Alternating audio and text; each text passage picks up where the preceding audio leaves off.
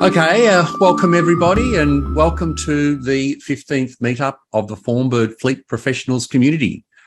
This is our second meetup for the year and it's our special May the 4th be with you edition. So as you know, I've been cracking that sort of Star Wars joke, so we can just cut that out later on. Anyway, I'm Paul and I'm going to introduce what's happening today.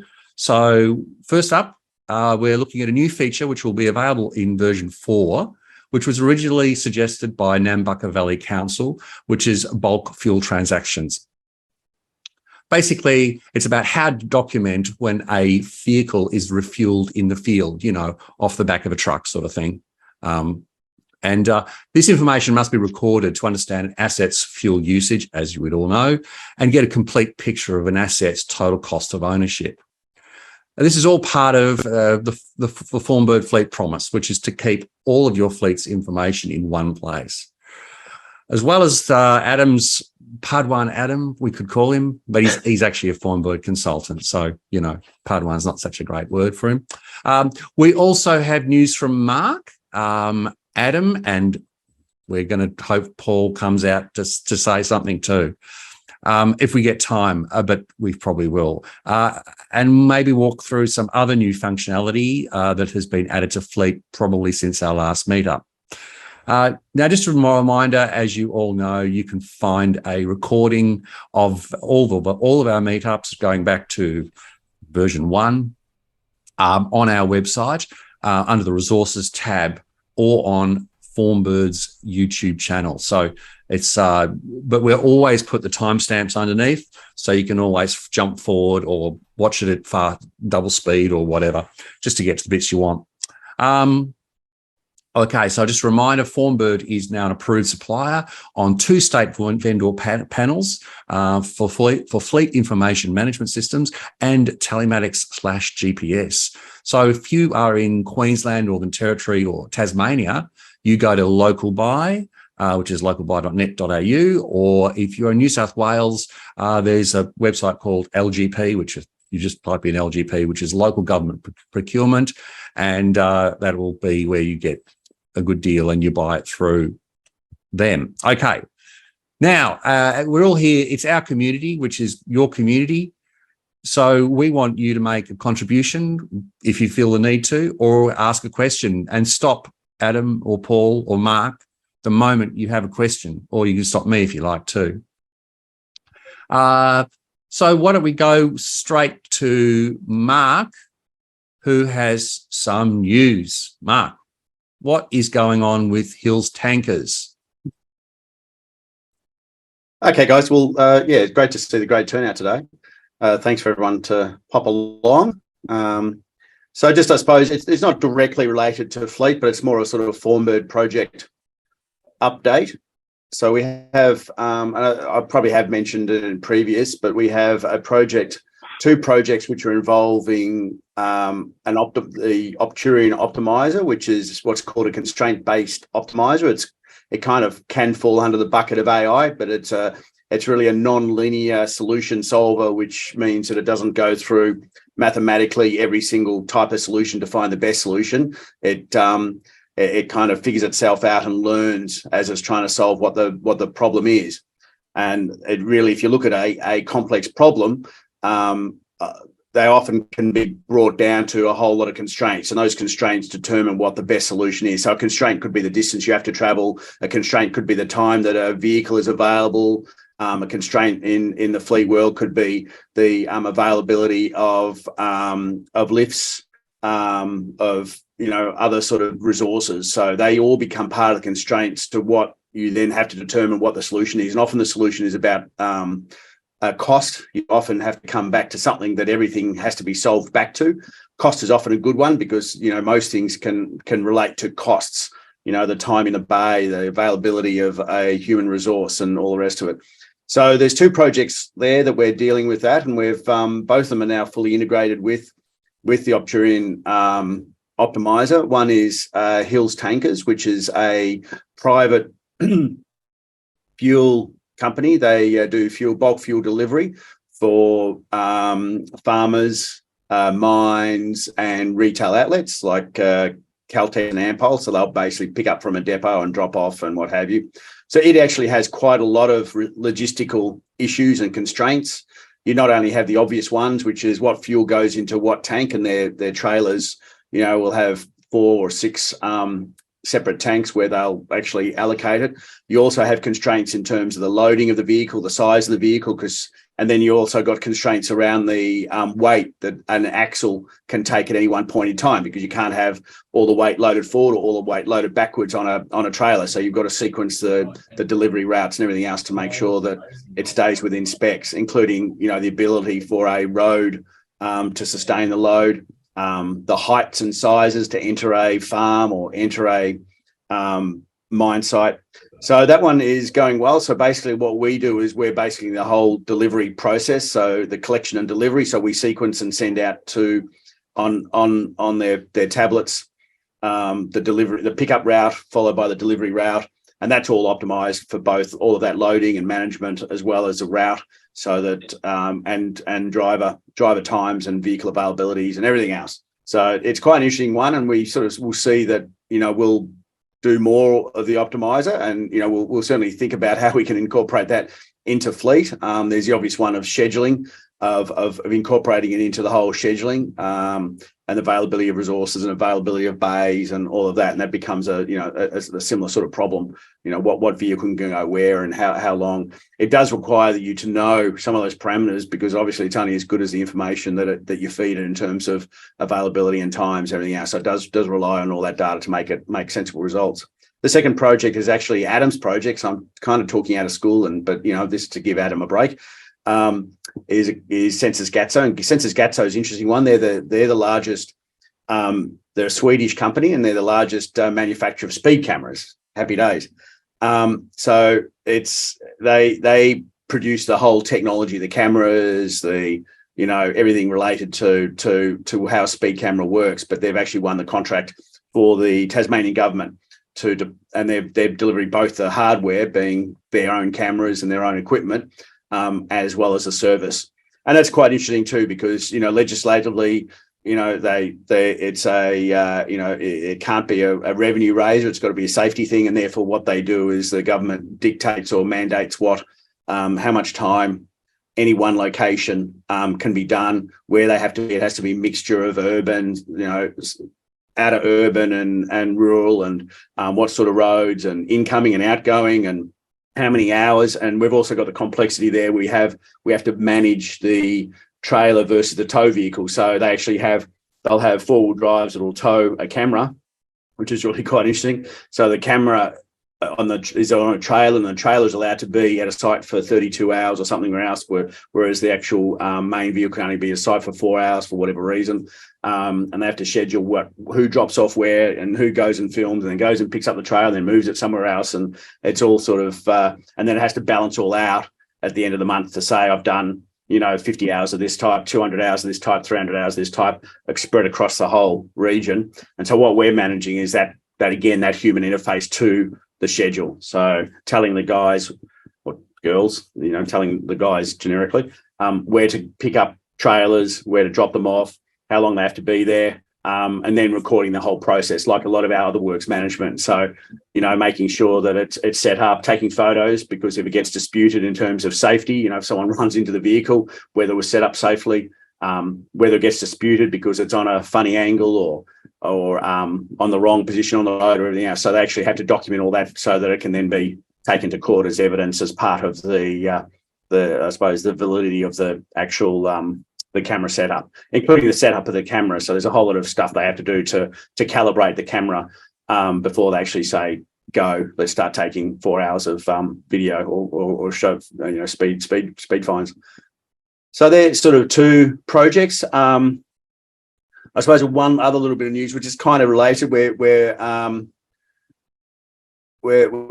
actually just implemented an alpha release, I suppose, if you like, in the offline for Greater Western Water for their water management. And we've done some massive improvements in terms of that technology. One of the issues we came across was that for someone like Greater Western Water, they required quite large numbers of data in terms of assets out in the field.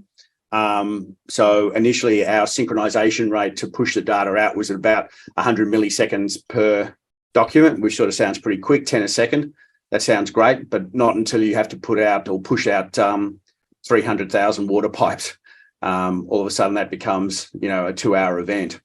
So what we've actually introduced with our whole offline technology is it's related as a sort of brand new approach to some of this data stuff, is rather than doing it as a data transaction, you actually take your data and you stream it like you would a Netflix video or other sort of streaming technologies, whether it be audio, what have you. So it's sort of like a merger of traditional data transactions, which traditionally you would have sent out sort of a packet, which is like this record, this record, this record, which was taking us 100 milliseconds. Our tests just this morning in another sort of a bit slightly more tuned, we're getting now 10,000 transactions in 7 seconds. So we're nearly doing 2,000 transactions a second. So we've gone from, is that right? Yeah. 1,500.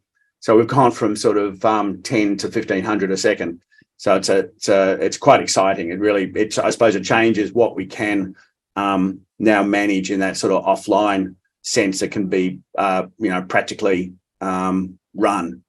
So that's quite exciting. We're not quite ready for it to be released, but it's getting far close. And we've also done, and again, not totally related to you guys, but there will be applications, is actually putting offline based maps so that you can display assets on maps or display data on a base map. So, like a sort of, when I'm talking a base map, like a Google map, so streets and suburbs and what have you, offline. So for those who are interested in the technology, which maybe there's no one there, but anyway, I'll mention anyway, it's using a technology called vector maps, which is basically, rather than a lot of the mapping systems that you'd have in council are what's called tile-based, where they're basically PNG or JPEG type files, they're actual images, and they layer them so that you tile it up and down depending on the zoom level and what have you, which is very, very expensive in terms of resource storage.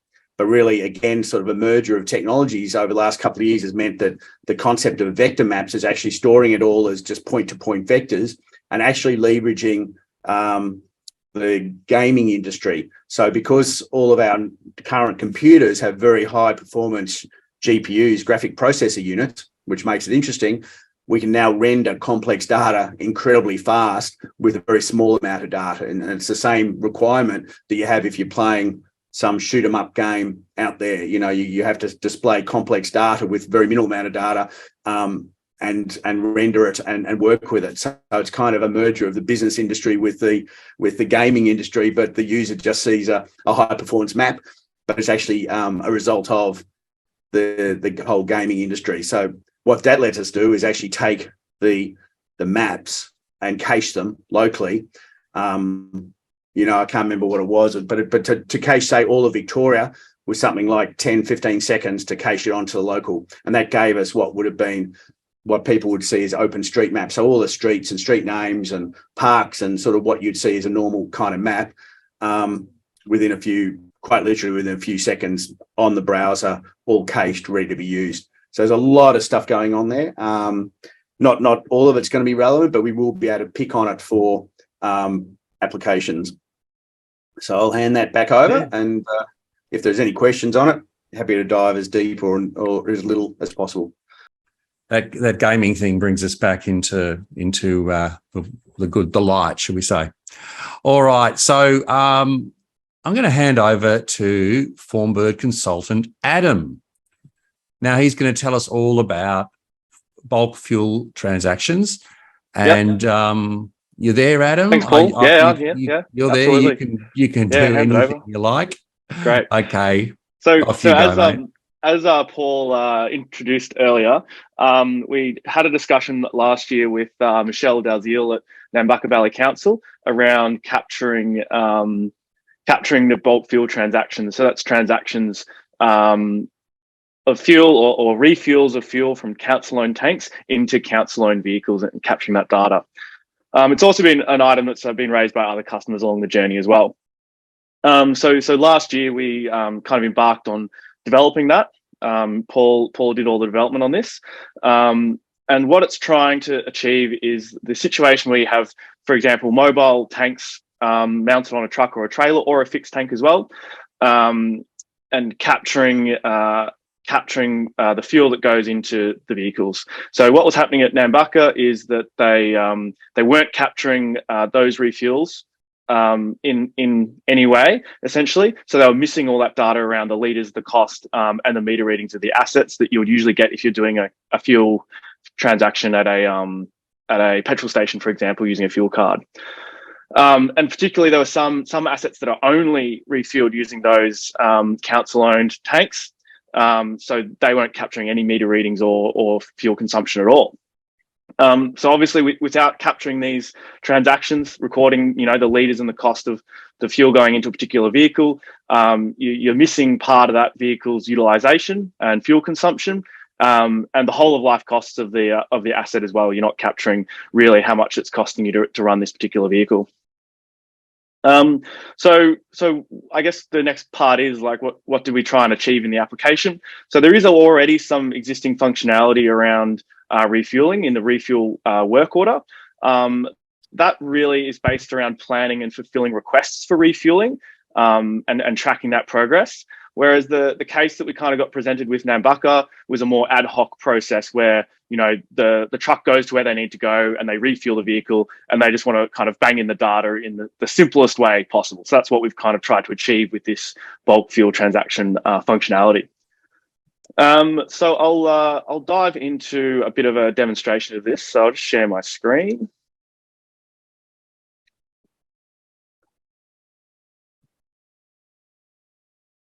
All right, can everyone see that at the moment? Yep, that's great.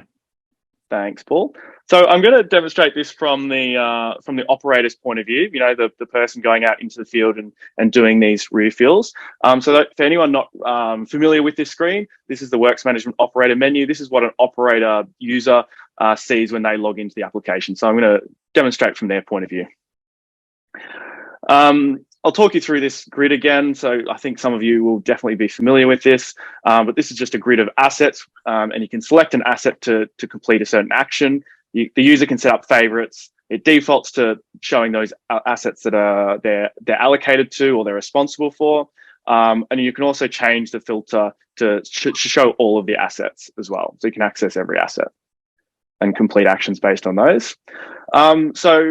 So the example that we were presented with was refueling a grader that might be, out on site doing grading work far away from a petrol station. And obviously those vehicles, it's expensive to take them to a petrol station to refuel. So this is kind of like a good example of a situation where you want to capture the fuel that this vehicle is actually consuming and being refueled with. So I'll just find a grader in here to use as an example. So I'm going to select this one here. So this Caterpillar 12M. So I select that asset. And down here, we've got our actions. So, we can do our daily driver check sheets. We can do our repair requests. You can add it to your list of favorites, or we can create a bulk fuel transaction. So this is the new part of this page here that I'm going to demonstrate. So I can just select the asset from the table and then click this button here. And that'll open up a new bulk fuel dispense transaction template. You can see it's already pre-populated some of the data here. So it's already got the asset there and it's pulled across the asset's current primary meter so that the user can, or the operator who's actually completing this form can see kind of the current primary meter to kind of inform the value that they should put as the primary meter of the asset when they're doing the refueling. But first off, I'm going to select where the fuel is dispensed from. So I'm going to select this diesel tank 1, and these are actually set up as materials in the parts and materials list. So you can actually manage the quantity that's available within these tanks as well, and keep a record of that. So you can see upon selecting that diesel tank, it's pulled across the litres available in that tank, and populated it here. According to the database, obviously. At this point, the user can enter the litres that they've actually dispensed. So maybe we've put in 50 litres. It's got a default fuel value here that can be set. This can also be changed by the user completing this form if they want to as well. If they're using a different value, or there's different values for different purposes or anything like that, and that calculates out a total fuel cost. The last step here is for the user to record the asset's primary meter. So again, going back to the start of this little chat, one of the things that's really missing is having that primary meter reading for these assets that aren't refueled from a petrol station actually recorded, or if they don't have the GPS feeding that information back in. So it's actually creating that record of primary meter readings, which we then also are going to use to update the asset itself, and also then enable like the automatic generation of servicing as well. So I'll put in a new meter reading. So we'll say it's done, 10 hours of maybe 20 hours. So we'll put that up to 46. I click my save tick. And that's created a bulk fuel transaction document. So I guess the next question is, where does this document go, or what is done with this document? So on the save of this document, we actually create a fuel receipt like is created when we do fuel imports. And we can access that by looking at the asset itself. So I'm actually going to duck across to the asset and show you where this kind of shows up, what the result is. So I'm just going to click on my link to the asset that's been refueled here. I like to open it in a new tab, so I'm going to do that. And this is a really good demonstration here of like a version 4 feature, which is the load speed of this asset. We can see that, within a couple of seconds, it's loaded a lot of data on here. And it's a really significant speed improvement we're seeing with version 4 here. There's a lot of information contained on this asset, but where I'm going to go is the asset history, just to show you this fuel receipt that's been created. So this is our asset history panel, and you can see it's got all of our kind of relevant documents. We've got all of our requests. If I keep scrolling down, our work orders, daily drivers, and fuel receipts. So you can see fuel receipt with the meter 5346. That's what I entered on the transaction document. So it's actually created that fuel receipt. So on the nightly update from here, the nightly update that updates asset meter readings, it's going to find this fuel receipt and update the asset with this latest meter reading that we've recorded from this refuel.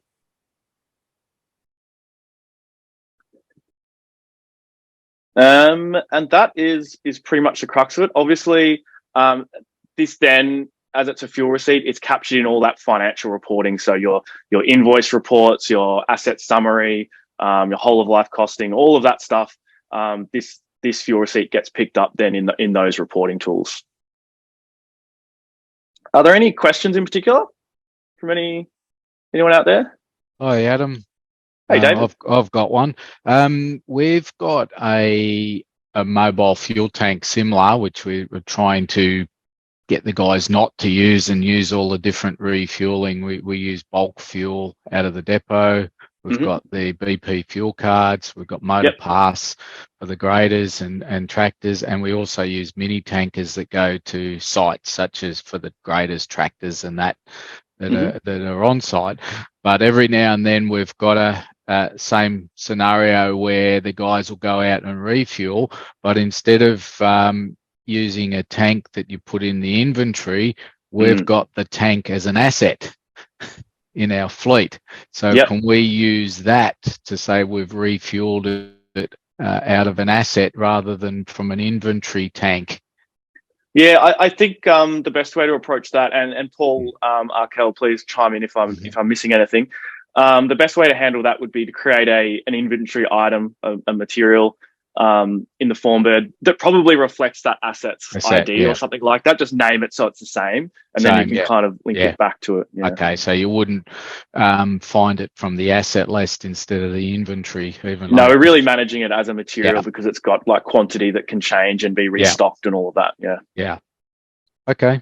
Other than that, no, it looks good. Has the second question was, has the operator view, can they see that if they go to the daily driver check, can they see that's added, or it hasn't been added yet? So your use case here is the operator of the truck that is carrying the fuel is going out to the site and wants to see whether that form has been created or not. No. Do they have you updated Formbird to so our system will see that, or we only is that coming in the future? Oh, okay, yep. Coming in the future with the next release with this version 4 upgrade. Yep. Okay. So it's not in production environments yet. Right. Okay. When? What's the anticipated date for that? Funny you should ask. I might come back to that in just a second and see if there are any other questions about this functionality, if that's all right. No problem. Thank you. Anyone else there? Eleanor, Craig? All good? All right. There's one other thing. I'll come back to the version 4 upgrade question. But there's one other thing that I just think is quite cool that I noticed yesterday when I was preparing for this meeting, which Paul has done, which is creating this visualization of the daily driver checks that have been completed for a particular asset. So with this new upgraded version 4, you can actually go into an asset and see the days on which a daily driver check sheet has been completed. And I think, correct me if I'm wrong, Paul, but I think this is based around the business hours that are listed on the asset. So, categorizing whether it should have a daily driver completed for it. Is that right, Paul? Yeah. So there's a new checkbox on the asset under asset use.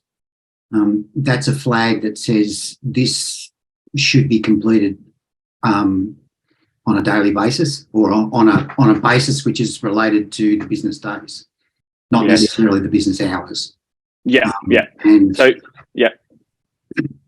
so we can see here on the screen, this asset has business days on Monday, Tuesday, Wednesday, Thursday, Friday, and it's also got a checkbox here that says daily driver check required, and that's been checked. So from what you said there, Paul, this report down here is populated based on that, because Saturday and Sunday aren't checked above. That's it's right. Yep. showing them up as X's, and then on the Monday, Tuesday, Wednesday, Thursday, it's showing that daily driver hasn't been completed for this asset based on that. Yeah. Where it's completed, it'll be green, and if there's a fault on it, it'll be green with a little orange mark that says fault. Awesome. Perfect. Anyway, just a little deviation for us. So back to David's question around the version 4 rollout. So what we're aiming for is to do a release to the beta environment next week of the version 4 upgrade, and that's to give you guys the opportunity to log in and have a play with all the new functionality that you've been asking for, and to do a bit of testing and see that you're happy with that functionality as well, and provide any feedback. We're still working through some bugs with the version 4 upgrade. We're very close. So we're at a point where we can do the beta release, but we're probably a little bit further away from doing a release to the production environments, just while we work out those last few little niggly bugs. So, Adam, what will people be able to do when the beta is released? What does that mean? Yeah, so for anyone who's not familiar, we do have a beta environment. That's the separate standalone environment that users have access to, have logins to, and that's just an opportunity for a bit of a playground, I guess, for our community to jump in and play with stuff and break stuff and not worry about corrupting their production data. Essentially, that's the goal of that beta environment. So with this release next week, we'll do some communications around what's included in this version 4 upgrade, which is it's going to be quite a lengthy list because it's about a year of development. And we'll communicate with you guys about when that testing can take place in that environment next week. Great. Okay, so Mark, I have actually Paul Arkell, Master Arkell, who's going to do something. Is that true, Paul? Yeah, I've been asked to have display or show the improvements we've been making to the service aspects, so PM service stuff. And Paul, possibly anything else that you'd like to sort of just highlight over the last sort of couple of weeks, months, the last couple of weeks that's coming in version 4 that might be of interest to people?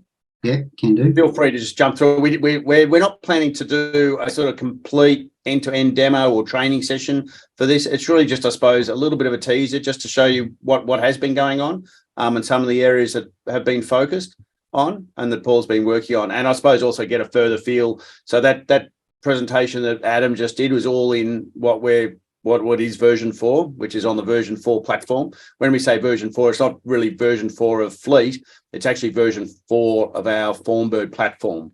And that's where the naming convention has come from for that. It's actually the core technology has gone to version 4. I'll hand over to you, Paul. Sorry about that. No worries. So everybody see this screen? Yep. Okay, so you'd be familiar with the service configuration arrangement.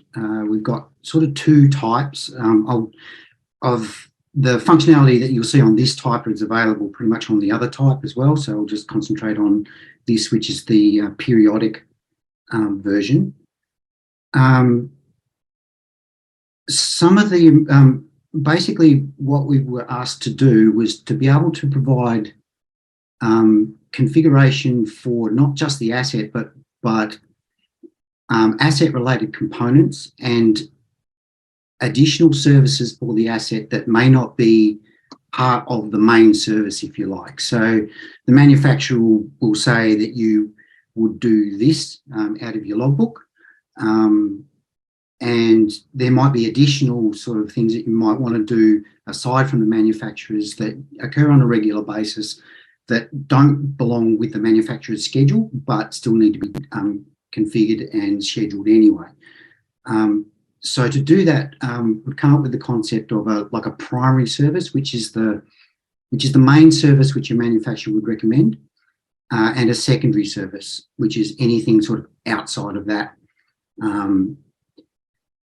So this is when you configure a service, you'll configure the main service first, and it can detect whether there's any other services based on that. So any other services after the main service will be configured as secondary services. So you can see I've configured this as a main service. This is the first one.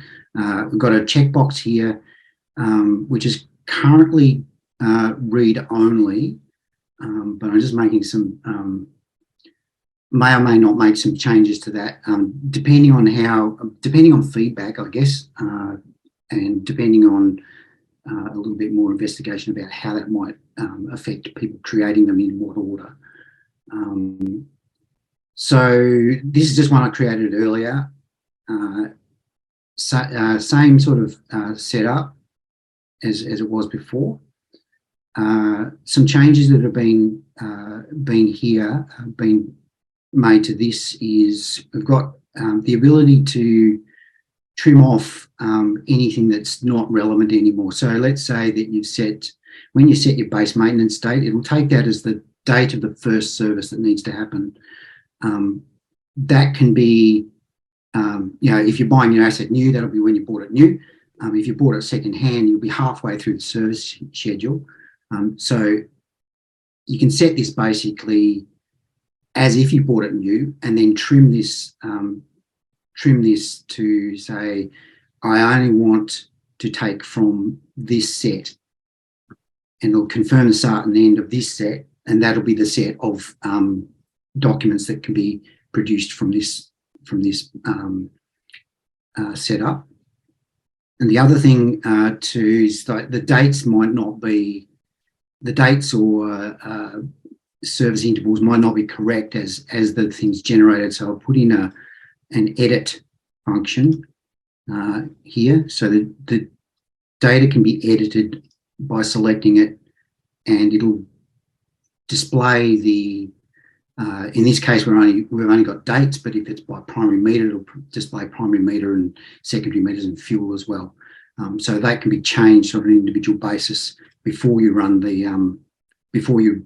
actual configuration and generate the service details documents. You can see I've run this configuration already, and it's generated a set of service documents. These are the documents that are used by the nightly update and to drive to drive the servicing itself. So if I've also made a secondary for demonstration. So I've made this, and after this, it automatically checked the secondary. This is a service for the compressor on this vehicle. And I've run this, and there's a set of secondary documents as well here. In this drop down here, or in this here section here, you can see that there's additional configurations. So this one's the main. If I go to the main, the secondary will appear there. And this grid, which shows you the actual services that have been generated, will show you the selection from here. So at the moment, it's showing you the secondary. I can make it show the primary as well, active ones. So these are the ones that haven't been created yet, and it sorts it in the list in the right by scheduled date. Okay, so that's a fair chunk of the changes that have been done there.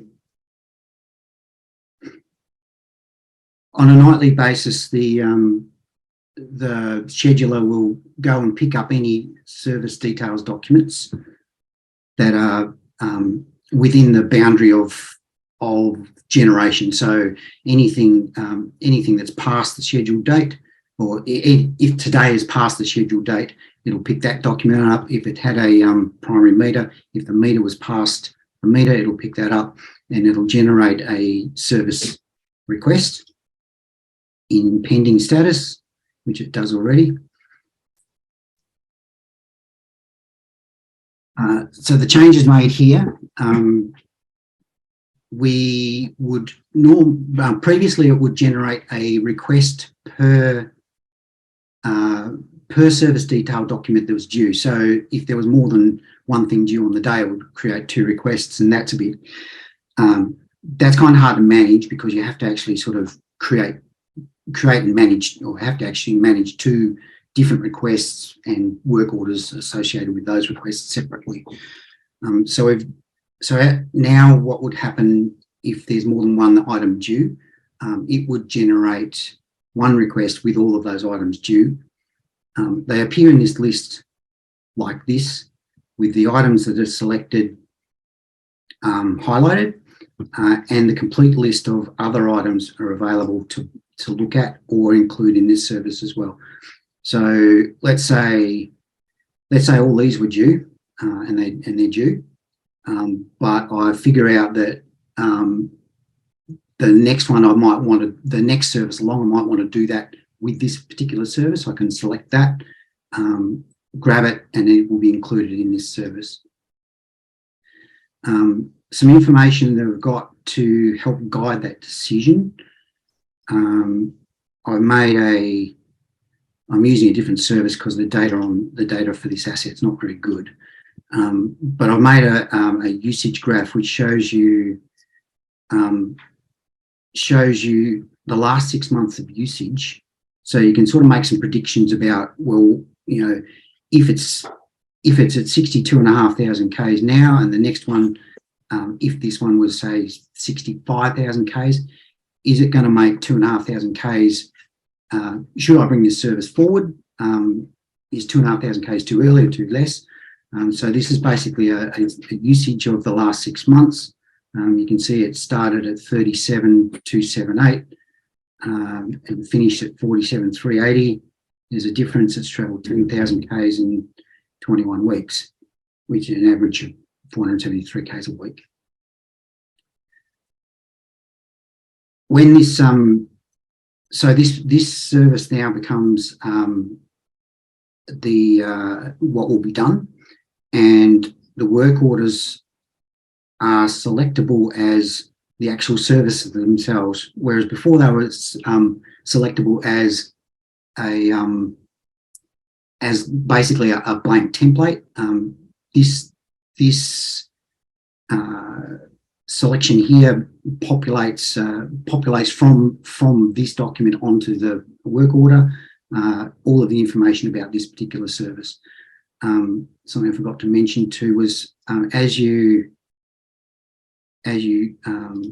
select and deselect these things, that all of the notes that are associated with that particular service are either removed or added.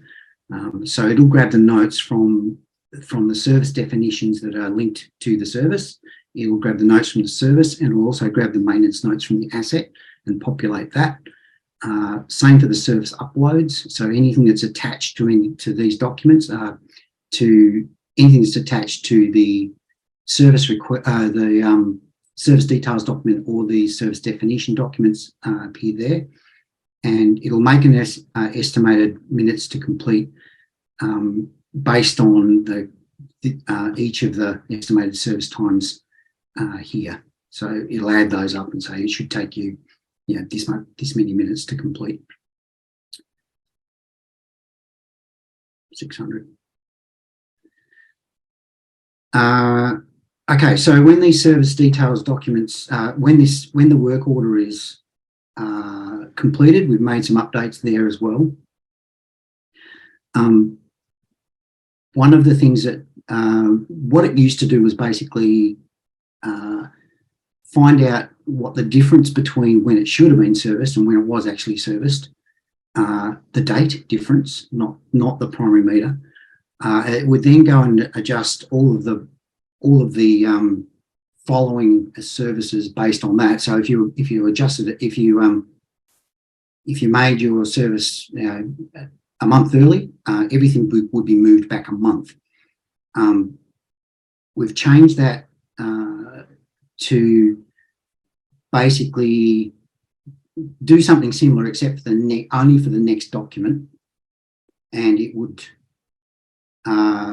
adjust all parameters based on when it was serviced. So if it was serviced late by one and early by the other, it would move everything to be in line with to where it should be serviced next. So trying to keep in line with what the manufacturer basically says to do. There's a new field on the service details document, which is generated by a new configuration called manufacturer date or manufacturer fields. Each of those, show that. Unfortunately, this will require a rerun of the configurations, which is something we'll help you through when the time comes. So these new fields here aren't populated on your current configurations, but need to be populated for that adjustment to work. So they need the date here to figure out whether it's adhering to the manufacturer's service date or not, and primary meter, etc., etc.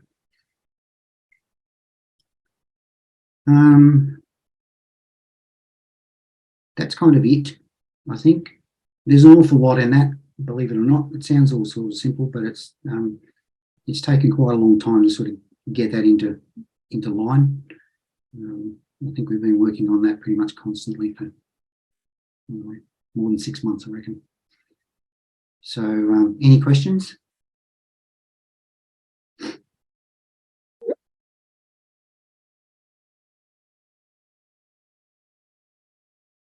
You've done too well, Paul. Good. Was there anything else you wanted to flick through on version 4? Maybe not so in so much detail.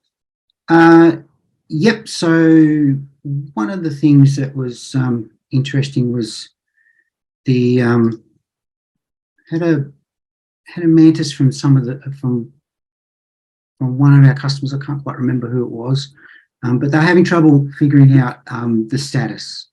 The status is kind of hidden in a bunch of fields down here, and it's something that kind of needs to be addressed every time you do something.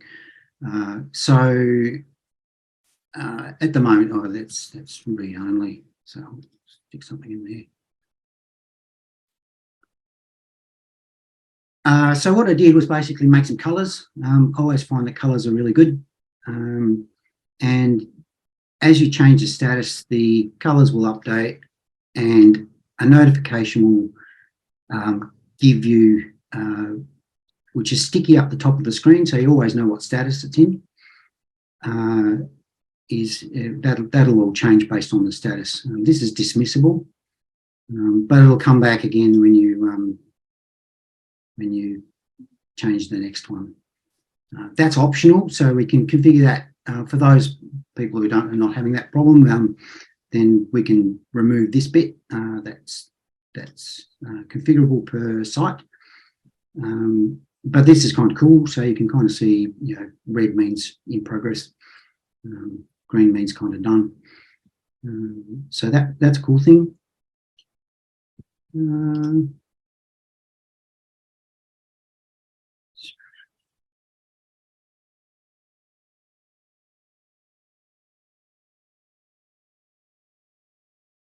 The daily driver stuff is kind of cool. Adam touched on it before. I've incorporated that into the whole daily driver checklist arrangement. So that's all in there. So this is a daily driver's completed or not completed today. So what you saw was on the asset was part of this report. So it'll go through and say, has something been completed today? So what you was looking at before was that asset completed today? And this is which assets have not been completed today. So it'll list all assets that have that tick. So we can filter that. Incomplete, show complete, nothing completed today, show all. I can select on this one and that report comes up. So you can then see a history of its completion or not. So if I have a look at 96, it's probably a good one to look at. So it's had some daily drivers.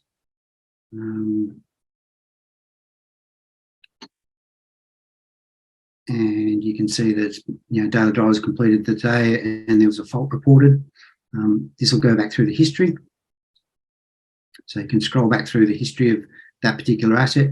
I think that and it also shows you the daily drivers that were completed for that particular period. So nothing for that period. You can run this report for specific assets optionally, and you can run this report for any particular date. So it defaults to today, but you can run it for any particular date.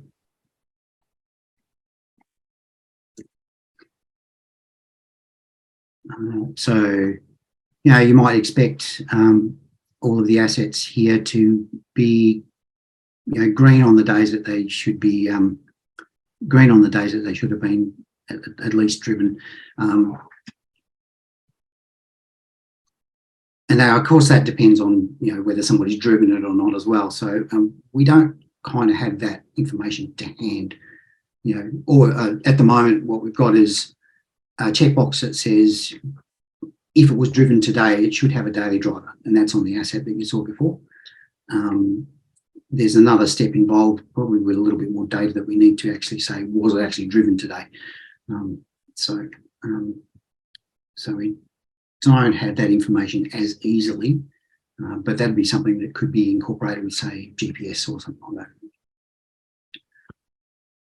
that.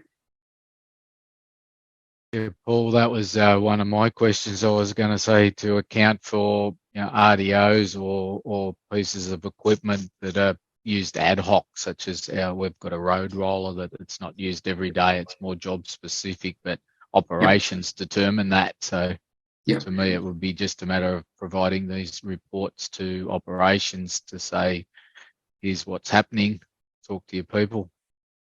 One of the things I did want to do, David, I haven't actually done it yet, but it's on the plan, is that, this is quite simple. That says, these are the business days.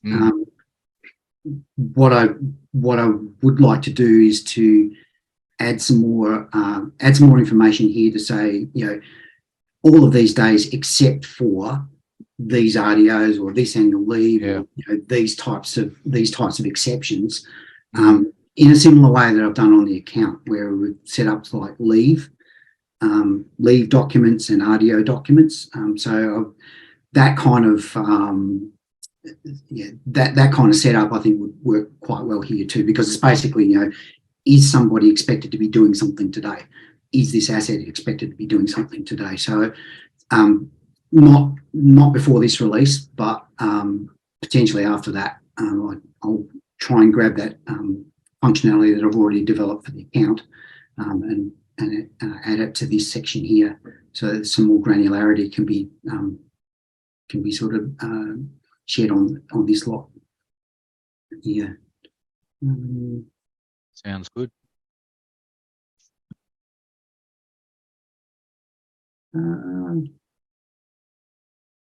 That's about it, I think. I've done a lot of things. I just don't have them to hand. Yeah, it's you've done too much in the last year to cover it in one meeting, I reckon. Yeah. So Yeah. I'll hand back to you, Paul. All right. Well, Paul, thank you, Paul. Yeah, I think we can all agree that the force is strong in that one. Okay. Well, look, we're up to the end. Are there any questions or contributions from the good folk of the community? Mark Hosking, have you got any final words to say? Nope. No, not really, Paul. I suppose just like anything, we kind of appreciate any feedback, any directions, anything that you'd like us to be looking at in the future. The biggest thing about this version 4 is, I suppose, it's been a combination of the biggest contribution to it is performance. It's a complete technology rebuild from version 3 in terms of the way it actually functions, and that's continuing on. We're continuing to look at, and offline, strangely enough, is actually very much tied into a lot of this performance capability. Because in offline you need a lot more of the actual application. I've got my video on, sorry. A lot more of the application actually loaded locally and operating locally. So it's actually all intertwined with the ability to provide a good user experience. As you can see with Paul working his way through that app, a lot of the loading and what have you is all within, well and truly within the frustration levels, as in it's below that frustration level. They're all kind of within that 1 or 2 or 3 second time of load. And so that big load time that we would see with a complex asset, which would be frustratingly long just due to the, complexity of all, has really been diminished down to a far more acceptable level. So from our point of view, from the technology point of view, we're very excited about it all. And I think the whole user experience is really going to be gained from that. And we just hope we can keep building on the functional side, which is what Paul's been madly doing, and they'll come together in this release. But any feedback, anyone who's got some time to look at the beta, that'd be very much appreciated.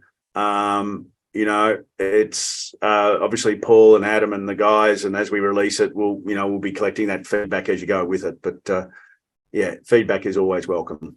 And thank you all for attending. Well, thank you, Mark, and thank you, Adam, and thank you, Paul, and everybody for coming. It's been a great one. We will set the next one up for Thursday, the 6th of July, not the 6th of July, just in case you thought I was going to say that. Adam, I know you're smiling. I can see you. Okay, so all right. Thank you, everybody, and may the force be with you. Thanks, everyone. Thanks, everyone. Thanks, everyone. you. Bye. Bye.